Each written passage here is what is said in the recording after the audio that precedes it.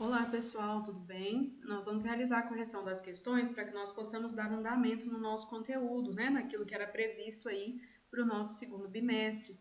A questão de número 1, trecho da gravação de uma conversa telefônica. Dou a você 500 mil se ele morrer em 3 dias. Dou mais 500 mil se ele não ressuscitar nos 3 dias seguintes. Considerando a situação hipotética descrita, marque a alternativa correta. Letra A. A primeira frase contém uma condição ilícita, cujo efeito é invalidar o negócio jurídico que lhe é subordinado, conforme o artigo 123 do Código Civil. Sim, né? Ela é uma condição ilícita porque você não pode colocar como elemento de condição a vida, a liberdade, né? O direito de expressão. B. A segunda frase contém uma condição impossível, tendo-se, portanto, por inexistente. É uma condição possível, né, pessoal? Porque 500 mil, se ele não ressuscitar é algo quase que óbvio dentro da nossa concepção de vida biológica. Letra C. A segunda frase contém uma condição negativa, significando dizer que a não ocorrência do evento futuro incerto, né, no prazo fixado, caracteriza o implemento da condição. Não é o caso, porque é uma ocorrência, como nós vimos, né, de que é uma condição possível, porém ela é uma condição que nos traz aí, nos remete à ideia de que algo não vai acontecer, mas algo que já é óbvio, algo que nós sabemos que de fato não vai acontecer. Letra D. A condição inserida na primeira frase é defesa por sujeitar um negócio jurídico ao puro arbítrio de uma das partes? Não, né? Na primeira frase é algo que não depende de uma das partes, depende de acontecimentos aí naturais ou de acontecimentos ilícitos. Letra E. Ambas as frases contemplam condição resolutivas, porque enquanto estas não se verificarem, não se terá adquirido o direito a que visam. Essa conceituação é de condição suspensiva, né, pessoal? Não é condição resolutiva. Então, letra A da questão 1. Questão 2. Considere-se que João tenha realizado uma doação pura e simples de um bem a Maria. De acordo com os conceitos aplicáveis aos negócios jurídicos, é correto afirmar que João praticou negócio jurídico gratuito e bilateral? Pessoal, isso daqui eu assinalei como certo numa questão assim muito particular que eu tenho, mas vou até assinalar aqui como errado, porque é o seguinte: a doação pura e simples, na verdade, ela é realizada, né, de modo unilateral e gratuito. Então, eu dou para você eu tenho um dispêndio unilateral e de modo que é gratuito para você, né? Então, e para a minha pessoa que realiza a doação, eu tenho uma perda patrimonial. Então, a doutrina, ela é unânime aí, que a doação, ela é unilateral, né, e gratuita, porém, no que diz respeito à composição do negócio, nós podemos dizer que ela é bilateral. Mas, de fato, há aí um entendimento majoritário de que a doação ela é um ato unilateral, né? Podemos dizer que um contrato de doação, uma doação exercida por alguma pessoa, ela tem uma composição de natureza unilateral. Certo, pessoal? Então, desse modo, nós podemos concluir que ela é um contrato unilateral, tá? Não há como se negar isso, que ela é um contrato unilateral. Número 3. Quanto à teoria dos negócios jurídicos, é correto afirmar: letra A. É nulo o negócio jurídico realizado por agente com 17 anos sem assistência de seu representante legal? Não, pessoal. Entre 16 e 18 anos, o negócio não é nulo, ele é anulável, é relativamente incapaz. B. O índio integrado, ou seja, incorporado à comunhão nacional, goza de capacidade para firmar negócios jurídicos, mesmo que conserve usos, costumes e características de sua cultura? Sim, né? Letra C. A simulação é uma declaração falsa, enganosa da vontade? Não, né? Nós vimos que é uma declaração A vontade interna é igual à vontade externa, visando aparentar negócio diverso do efetivamente desejado, independente de acordo com parte contrária ou de seus destinatários. Não está correta. Letra D. O temor reverencial se equipara à coação? Não, né? O temor reverencial é aquele respeito que você tem aos pais, às autoridades religiosas. Então, está correta a letra B. Questão de número 4. São requisitos para a configuração da condição a aceitação voluntária das partes, a futuridade do evento e a incerteza do acontecimento do evento, uma vez que a condição relaciona-se com um acontecimento futuro incerto que poderá ocorrer ou não. Sim, né, pessoal? Nós sabemos que a voluntariedade, futuridade e incerteza compõem aí o tripé da composição da condição. Para ser lícita, a condição imposta não poderá ser contrária à lei, à ordem pública ou aos bons costumes, de acordo com o artigo 123 do Código Civil. Invalidam os negócios jurídicos as condições físicas ou juridicamente impossíveis, quando suspensivas as condições ilícitas ou de fazer coisa ilícita e as condições incompreensíveis ou contraditórias.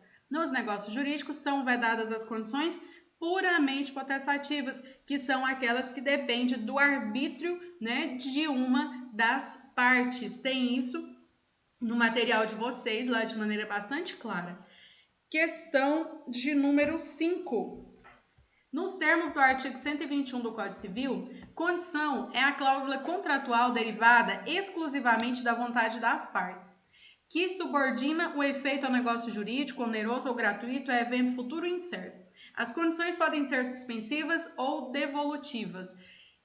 Assim, a condição, letra A, aqui é resolutivas, né, pessoal? Foi escrito errado.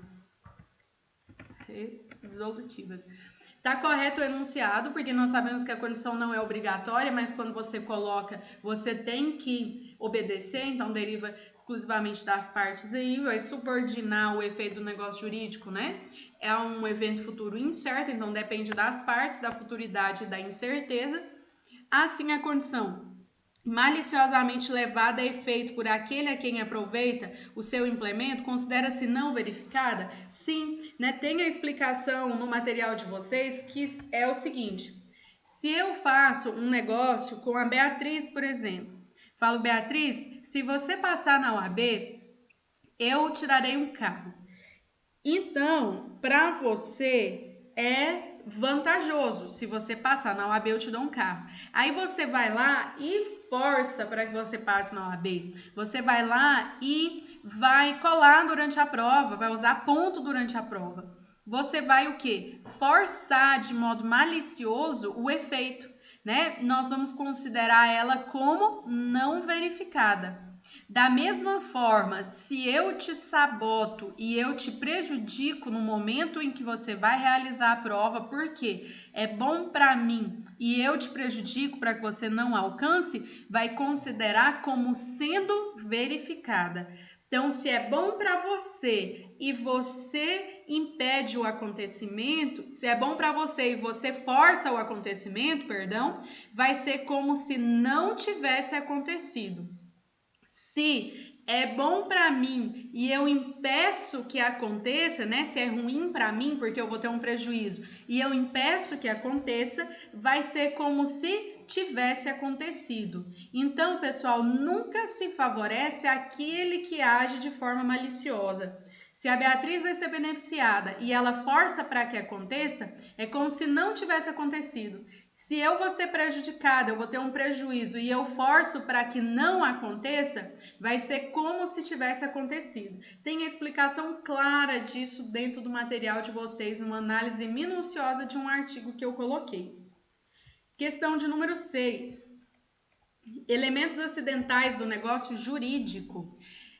São cláusulas inseridas no negócio jurídico com o objetivo de modificar ou algumas de suas consequências naturais.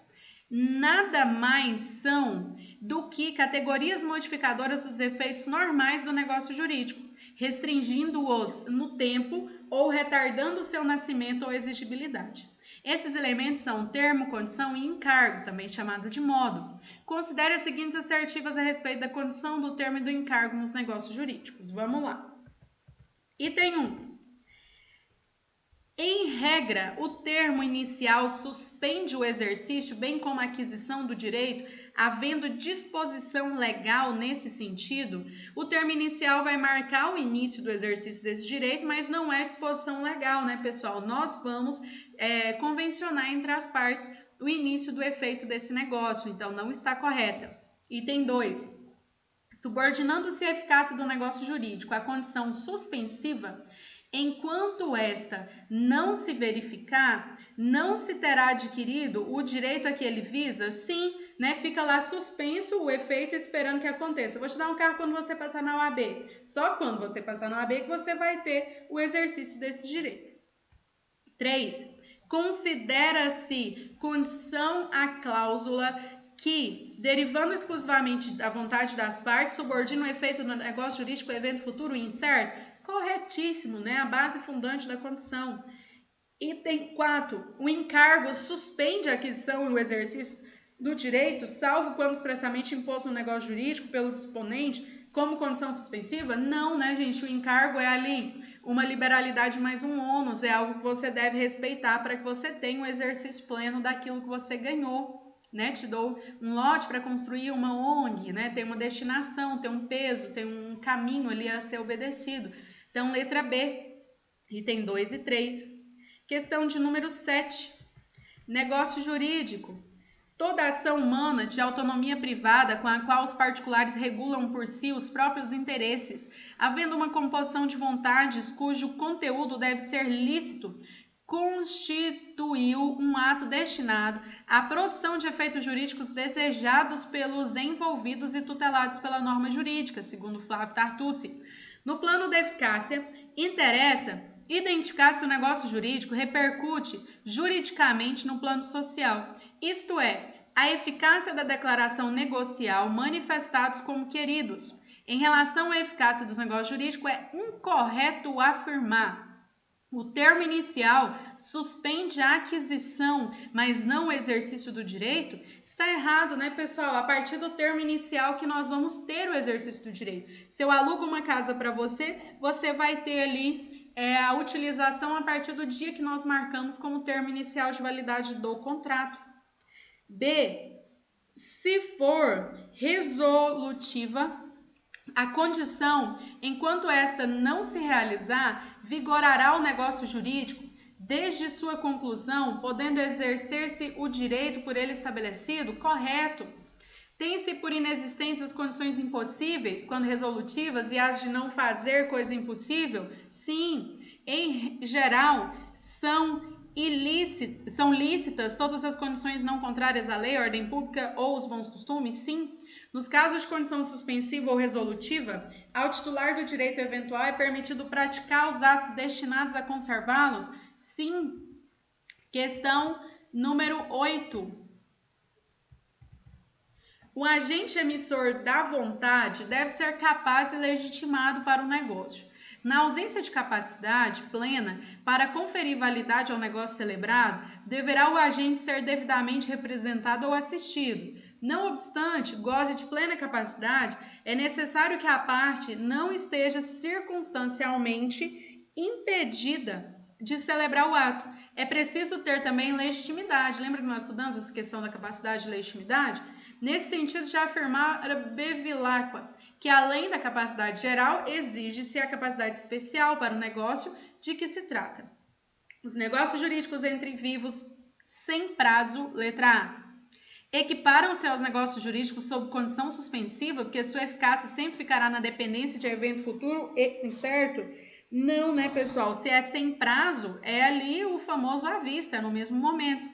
Letra B. São exigíveis desde logo e a constituição em mora independe de interpelação judicial ou extrajudicial, exceto se a execução tiver de ser feita em lugar diverso ou depender de tempo? Não, né, pessoal? Não está correta essa afirmação. Devem ser executados dentro de 30 dias? Não, né? Se é sem prazo, não tem prazo estipulado aí. 30 dias está incorreto. São ineficazes porque o prazo é da essência dos negócios jurídicos? Não, né? Nós temos negociações realizadas à vista e com efetividade. São exigíveis desde logo, exceto se a execução tiver de ser feita em lugar diverso ou depender de tempo, sim, mas a mora se constitui mediante interpelação judicial ou extrajudicial. Corretamente, mora são juros, tá, pessoal? Depende de ser solicitada, seja judicialmente ou extrajudicialmente. Questão de número 9. Vamos lá. A questão de número 9, pessoal, diz o seguinte: condição é uma cláusula que deriva exclusivamente da vontade das partes e o efeito do negócio jurídico está subordinado a evento futuro incerto. Vocês já estão cansados de ver isso, né? Vicente Hall o define como a modalidade voluntária dos atos jurídicos que lhe subordina o começo ou o fim dos respectivos efeitos, a verificação ou não verificação de um evento futuro incerto, sim, né, existindo aí a condição suspensiva ou resolutiva. No negócio jurídico, a parte a quem aproveitaria o seu implemento forçou maliciosamente a ocorrência de condição. Nesse caso, lembra que eu expliquei para vocês? A parte a quem aproveitaria, ou seja, é bom para mim, eu forço maliciosamente a ocorrência da condição. Vai considerar como não implementada a condição, porque era bom para mim e eu forcei de modo malicioso. Letra B. Questão de número 10. São acrescentados no negócio jurídico com o objetivo de modificar uma ou algumas de suas consequências naturais. Os elementos acidentais estão no plano da eficácia do negócio, sendo sua presença dispensável a critério das partes. Por vezes, em casos específicos, sua presença pode ensejar nulidade do negócio, plano da validade. Trata-se da condição, do termo e do encargo, que são cláusulas limitadoras da eficácia do negócio jurídico, não são elementos nem da existência nem da validade dos negócios jurídicos, são elementos da eficácia, né? Considere as seguintes assertivas. A respeito da condição, do termo e do encargo dos negócios jurídicos, aí vem, né, 4 itens para que nós possamos analisar e verificar se está de fato correto ou não. Item 1. Em regra, o termo inicial suspende o exercício, bem como a aquisição do direito, havendo disposição legal nesse sentido? Não, nós já até vimos essa frase. Essa questão está repetida, pessoal? Acho que está. Deixa eu voltar ali.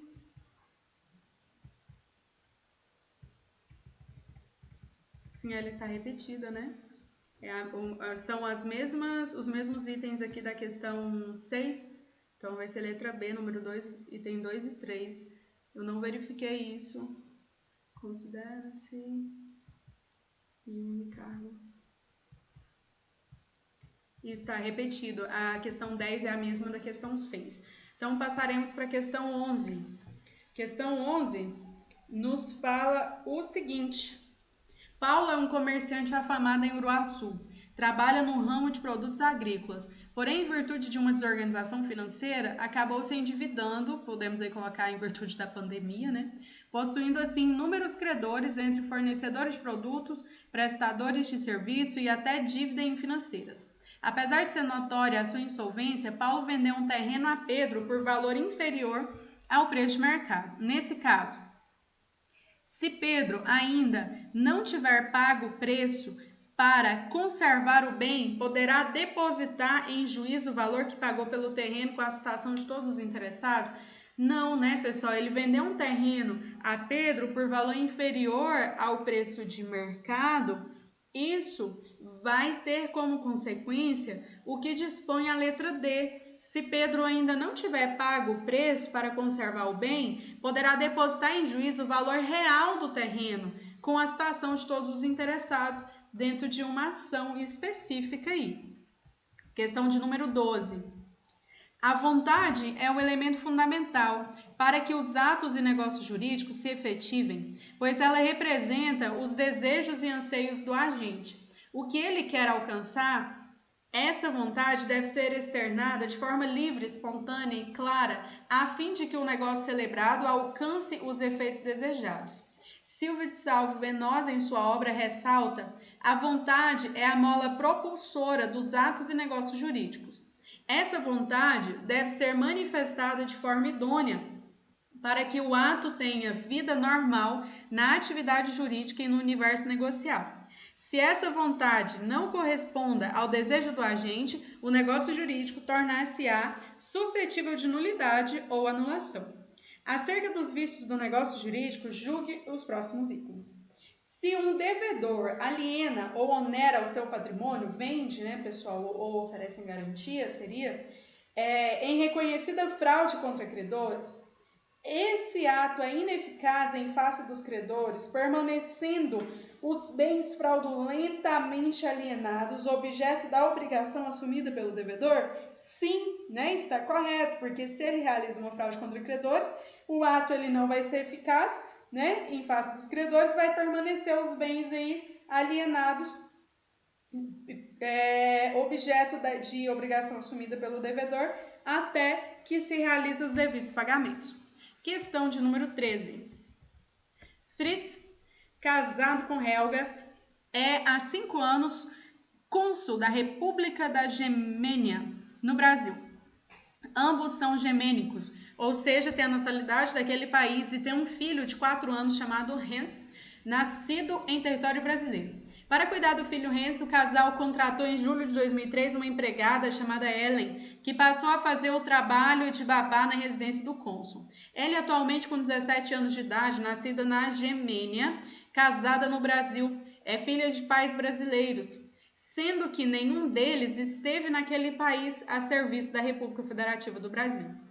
Em fevereiro de 2004, Ellen vendeu a Helga um relógio alegando ser de ouro legítimo. Posteriormente, Helga descobriu que o relógio era falsificado e não era sequer de ouro de baixa qualidade. Ellen, ao efetuar a venda, tinha pleno conhecimento de que o relógio era falso, então, demitida do seu emprego no consulado, sem receber seus direitos trabalhistas, vamos lá. Ante a situação hipotética descrita acima e considerando que a República da Gemênia não seja um país de língua portuguesa e adota o jus sanguinis como critério de atribuição da nacionalidade originária, que vocês estudaram em Direito Civil 1, julgue os itens a seguir. Presentes o elemento objetivo e o elemento subjetivo, caracterizadores do vício do consentimento, o negócio jurídico configurado pela compra e venda do relógio é anulável em decorrência de dolo negativo, reticente ou por omissão, cabendo a ela em responder pelas perdas e danos que advierem do negócio? Não, gente? Não é um dolo negativo. Ela, na verdade, apesar de ser relativamente incapaz, o negócio dela aí poderia ser validado, Porém, o fato de que ela vendeu para Helga o objeto que não era de ouro, porém, em nenhum momento traz informações do enunciado se ela sabia disso, A Helga não perguntou para Ellen, então pode ser, no caso, uma ignorância da parte da Ellen ou da parte da Helga. Isso não ficou claro, é um enunciado bastante complexo, mas não dá para a gente afirmar. Podemos, de maneira preliminar, afirmar que houve dolo, porque a Ellen vendeu um relógio de ouro alegando ser de ouro que não era de ouro, mas não houve ali a informação se a Helga ela tinha um conhecimento médio sobre o que é ouro, sobre o que não é ouro. Então, ficou um tanto quanto difícil de se afirmar isso daí, O dolo, como nós sabemos, ele não é um elemento ali que faz com que a manifestação da vontade seja diversa da realmente querida, é alguém que induz a manifestação da vontade. Nós vimos que ele, de fato, não é um vício do consentimento, ele leva ao vício do consentimento, realmente seria anulável, mas não em relação a um dolo negativo por omissão, porque não foi colocado de maneira clara se a Helga perguntou, isso foi respondido, o que de fato aconteceu dentro dessa estrutura negocial, então está errado. Questão de número 14.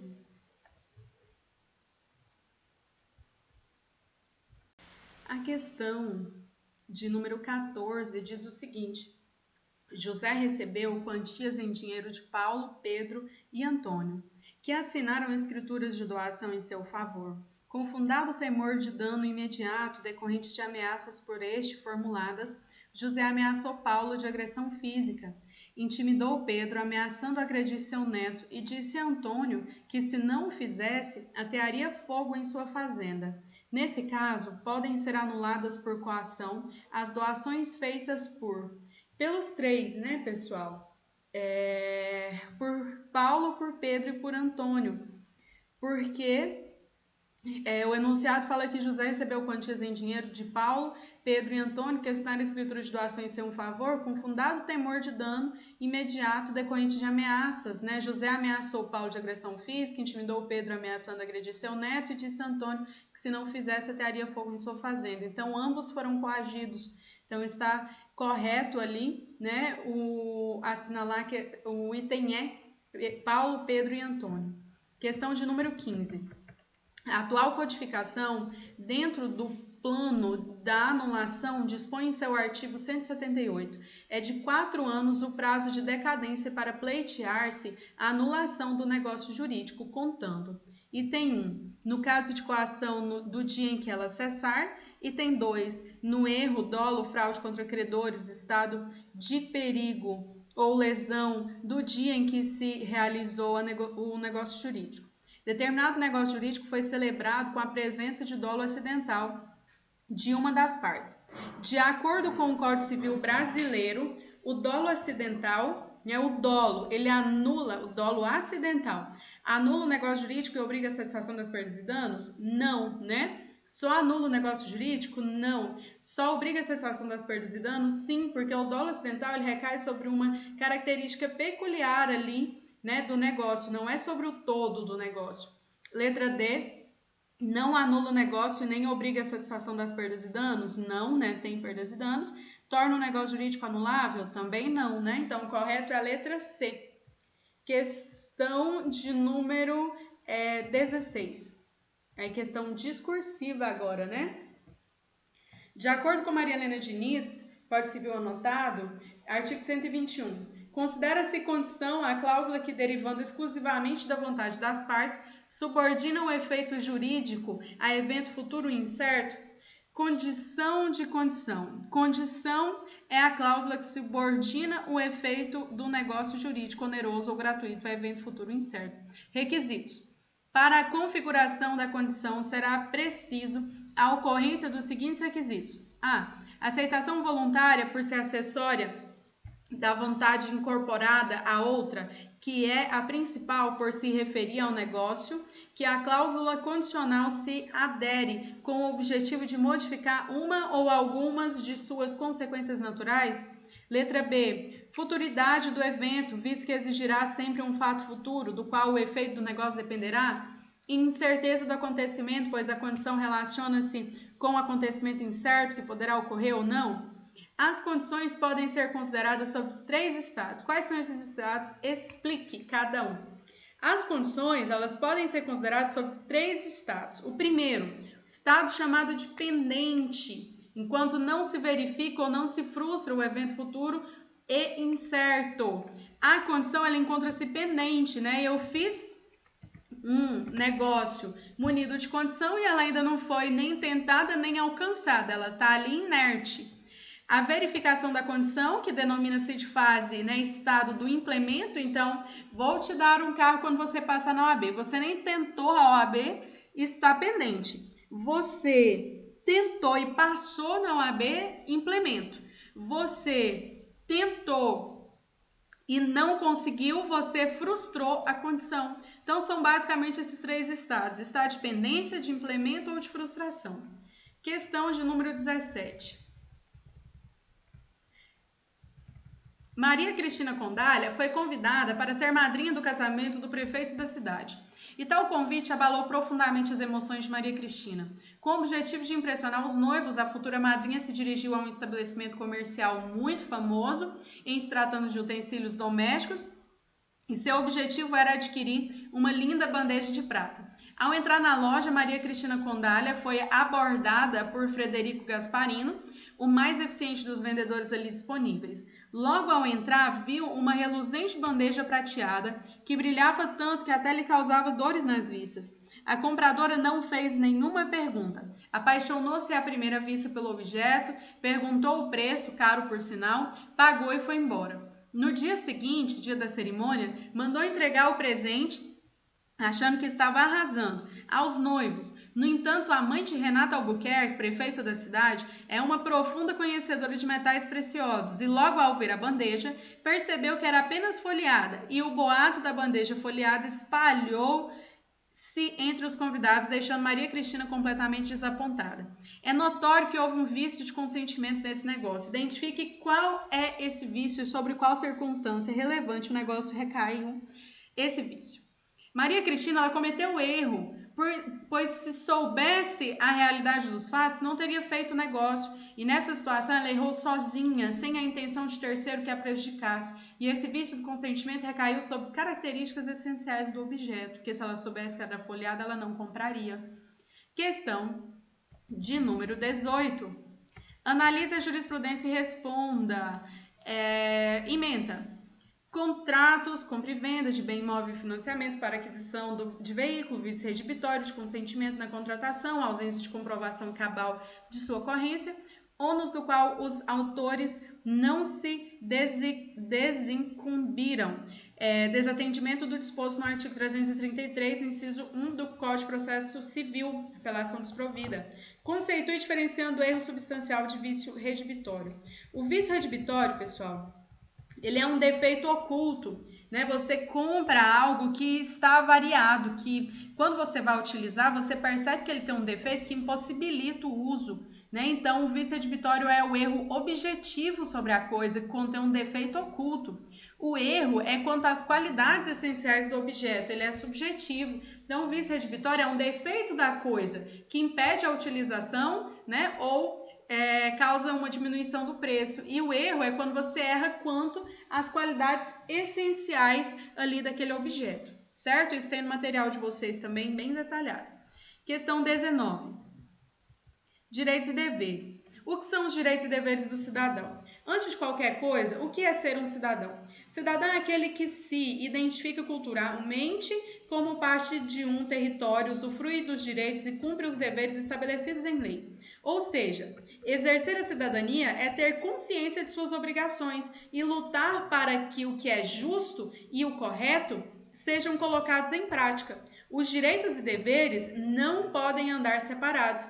Afinal, quando cada um cumpre com suas obrigações, permite que outros exercitem seus direitos. Os fatos jurídicos são agentes que originam, modificam ou extinguem direitos.